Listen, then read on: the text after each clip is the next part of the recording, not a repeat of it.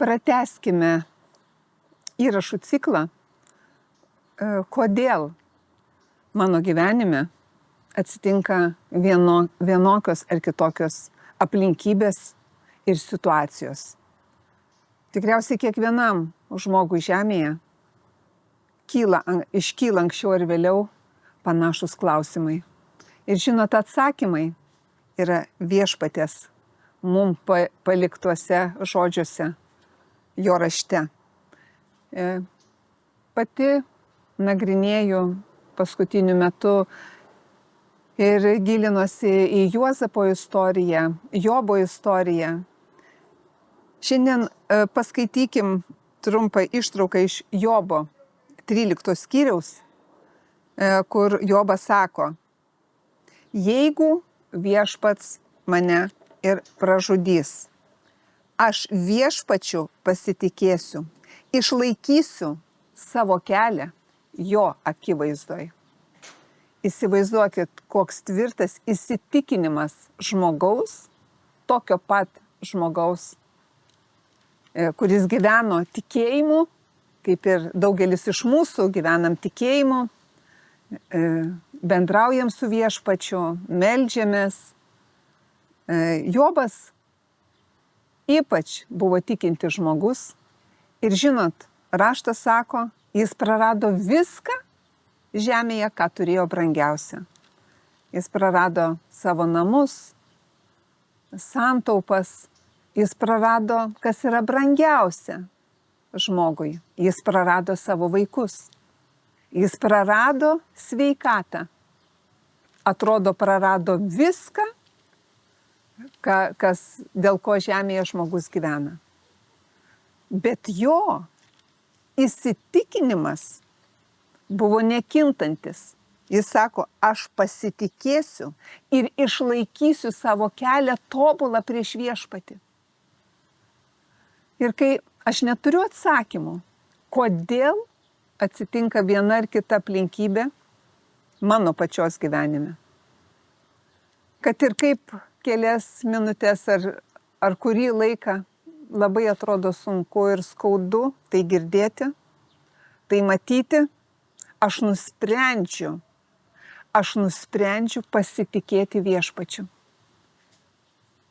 Pasitikėti tai reiškia viešpačiui, savo Dievui, atiduoti šlovę ir garbę, kad jis toj situacijai yra su manim. Kad jis aplinkybėse yra su manim. Ir Izaijo 41 skyriuje aiškiai pasakyta, kad viešpats duoda, esamojo laiku rašo, duoda. Tai yra Dievo žodis, kuris yra gyvas. Tai reiškia, jis duoda pavargusiam jėgų. Jeigu šiandien atrodo pavargai nuo įtampos, nuo nepagarbos, nuo ligų, nuo iššūkių, būtiniausiai ir tik vienintelė sąlyga yra nukreipti savo mintis, savo žvilgsnį į viešpatį, kur sako, ir jis duoda pavargusiam jėgų. Net jauni vyrai krinta išsekę, bet tie, kurie pasitiki viešpačiu, įgaus naujų jėgų. Įgaus naujų jėgų ir jie pakils kaip ereliai ant sparnų. Eis ir nepavargs, bėgs ir nepails. Šiandien aš galiu nepavargti. Tai reiškia nepasiduoti depresijai, kur depresija laužo kaulus ir iš vis nugalabina taip žmogų. Jis nebeturi jėgų eiti prieki, nebeturi jėgų gyventi nuo liūdesio.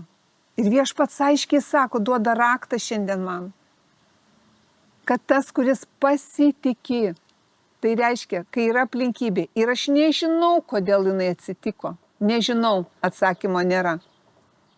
Bet aš pasitikiu, vadinasi, aš nežinau, kodėl atsitiko viena ar kita situacija ir aplinkybė. Aš nežinau, kodėl žmogus elgėsi taip su manim. Aš nežinau, kodėl atsirado liga, kad ir brangiausių mūsų gyvūnų arba mūsų brangiausių žmonių, šeimos narių atsiranda liga. Aš nežinau, kodėl. Bet aš priimu sprendimą pasitikėti viešpačiu. Pasitikėti, kad Dievo tiesa, Dievo žodžiai yra gyvi ir viešpats nesikeičia. Jis sutvėrė žemę ir dangų ir jis šiandien duoda man jėgų. Ir pavargusiam duoda jėgų. Jobas buvo be galo pavargęs. Jis prarado viską. Ir net artimiausia aplinka, žmona, jiems sako, draugai atėjo patarti, su juo pasidalinti, kaip kiti sako, palaikyti. O dabar mes tikriausiai taip pat turim savo gyvenimo kely patarėjų. Bet svarbiausia, kokio patarimo klausome. Ir dažniausiai, jeigu tas patarėjas be Dievo išminties ir supratimo, jis patarė iš vis ne į tą pusę. Lygiai buvo Jobo istorijoje. Jo draugai, artimiausia aplinka, jo žmona, jam patarė, atsisakyk viešpaties. Tu matai, kad Dievo nėra, atsisakyk viešpaties ir greičiau numirsi. Greičiau pasibaigs tavo kančia. Bet žinot, Jobas aiškiai nusprendė. Jis nusprendė pasitikėti viešpačiu. Ir viešpats, mūsų Dievas, kuriam nėra nieko neįmanomo, kada sunkiausiose aplinkybėse. Aš nusprendžiu pasitikėti viešpačiu. Jis atstato mūsų gyvenimus. Taip sako raštas ir aš tikiu. Tai be abejo eina laikas, kai iš to vienokio ar kitokio sugriuvimo, ar santykių sugriuvusių, ar sveikatos sugriuvusios. Kai išgirstam kiekvienas diagnozę iš gydytojo, man svarbu nesusitaikyti su ta informacija, bet būt užtikrintų, kad situacija gali ir keisis, nes aš pažįstu viešpatį, aš pasitikiu viešpačiu. Ir jis prižiūri šitoj aplinkybei mano gyvenimą. Jis prižiūri mano artimųjų gyvenimą. Aš tikiu viešpatį, kad tu padedi. Vat supranta, tai yra viltis, ta jėga, kaip kiti vadina energija, kuri veikia. Jobas turėjo tą įsitikinimą. Jis, taip sakant, pasiuntė visus kuo toliau nuo savęs. Nors viską prarado, viską. Bet tikėjimo, pasitikėjimo viešpačiu neprarado. Ir viešpats atstatė jo gyvenimą. Atstatė šlovingai ir davė dar daug ilgų metų žemėje. Atstatė su kaupu viską, ką Jobas turėjo. Lygiai taip pat Juozapo istorijoje, kai jis atrodo savo jaunystėj, prarado viltį Juozapas, prarado reputaciją, prarado gerą vardą, prarado viską, patapo vergas. Jis neprarado pasitikėjimo viešpačiu. Šiandien mums taip svarbu neprarasti pasitikėjimo. Tai reiškia to, ko aš dar nematau. Ir tai, ką mato mano akis, su tuo nesitapatinti, neišsigąsti. Bet jeigu būna tvirta tavo širdis. Šiandien aš pati savo sakau, jeigu būna tvirta mano širdis. Neišsigąsti. Neišsigąsti diagnozės. Mano brangenybei šuniukui. Aš girdžiu tą diagnozę, bet vertinu ir labai dėkinga esu medikam ir medicinai. Bet aš iš viso širdies pasitikiu viešpačiu. Ir tegu mano šuniukas išgyja ir iškeliauja kažkada, laikui atėjus, sveikas. Bet aš pasitikiu viešpačiu. Ir suprantu, kad aš nelyginu gyvūno su žmogumi. Nelyginu. Bet kokia situacija bebūtų, kiekvienam mums yra svarbi. Ar vienokia, ar kitokia. Todėl aplinkybėse mokėkim ir mokykimės priimti Dievo tiesą. Nes viešpats sako, tai, ką girdite ir matote, yra laikina. Korintiečiams 2 skyriui 4 laiške rašo, 18 eilutė, taip? Tuo tarpu, sako viešpats, mes gyvename ne tuo, kas regime, bet tuo, kas neregima. Nes tai, kas regima, yra laikina, o tai, kas neregima, Dievo žodžiai, yra amžini. Aš dėkoju Viešpačiui, nuolat ir pastoviai, kad jis pildo mūsų gyvenimus savo išmintim, sveikata, kad mūsų tikėjimas veikia. Nes tikėjimas yra Dievo jėga. Kiti vadina energija, tegu vadina kaip nori. Aš žinau, kad tai yra Dievo jėga. Ir jinai veikia ir atstato. Atstato santykius, atstato sveikatą. Duoda išmintį, supratimą, kaip aplinkybėse elgtis. Taigi, jeigu ir einam per sunkiausius išbandymus ar slėnius, tegu mūsų širdis neišsigąsta. Nors ir nesuprantam kodėl. Pasitikėkime Viešpačiu. Ir tegu būna tvirta mano širdis, tegu būna tvirta aplinkybėse jūsų širdis. Širdis vadinasi vidinis įsitikinimas. Nes jūs žinokite, kad Dievas yra su jumis.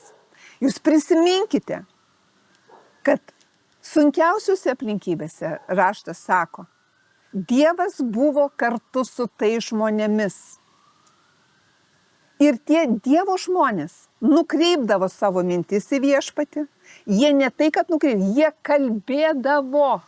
Aiškiai Juozapas, aiškiai čia sako, savo tiem pažįstamiem draugam ir žmonai, ne. Nors ir kas bebūtų, aš pasitikėsiu Viešpačiu ir išlaikysiu savo kelią Viešpatės akivaizdoj. Tai reiškia, aš savo gyvenimo kely nenusigręšiu nuo Viešpatės. Ir va čia yra tikriausias tikėjimas. Išgrynintas už brangiausią auksą. Ne tada, kai viskas klostosi puikiai, kai viskas sekasi puikiai, bet tada, kai atrodo labai sunku, kai neturiu atsakymų, aš pasitikiu Viešpačiu ir tvirta mano širdis. Ir pasimelskime kartu, padėkokime Viešpačiui, kad jis stiprina mūsų širdis. Tegu tikėjimas mūsų širdise auga. Žinokim, kad koks bebūtų išbandymas, jis tegu tik užgrūdina mūsų įsitikinimus ir tikėjimą, kad mylinčiam Dievui, aiškiai raštas sako, viskas išeina į gerą. Ir ta aplinkybė, per kurią mes praeinam, tegu tai būna gilių įsitikinimų, kad man išeina į gerą.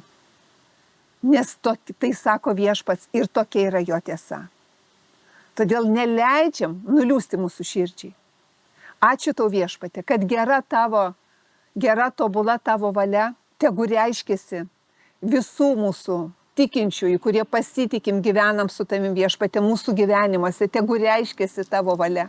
Ačiū Viešpatė, kad tu stiprini mus, kad tu apjuosi mus savo jėga ir darai žemėje mūsų kelią tobulą.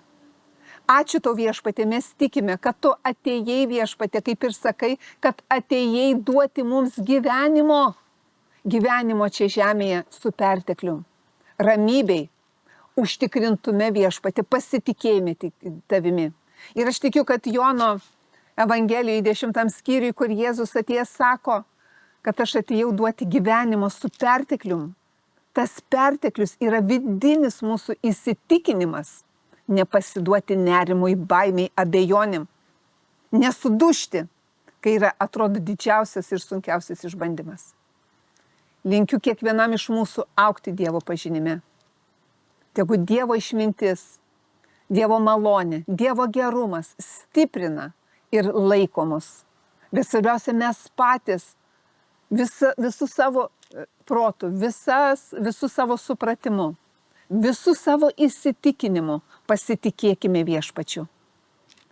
Ir atiduokime kiekvieną dieną Dievui šlovę, garbę, būkime dėkingi, kaip raštas sako. Ir visada, vadinasi, ir sunkiausiose aplinkybėse, būkime dėkingi todėl, kad ir toje sunkioje aplinkybėje išbandymą Viešpats yra su manim. Jis nepaliko, jis yra kartu ir padeda man išeiti, praeiti, atiduodant Viešpačiui šlovę ir garbę. Jėzaus Kristaus vardu. Amen.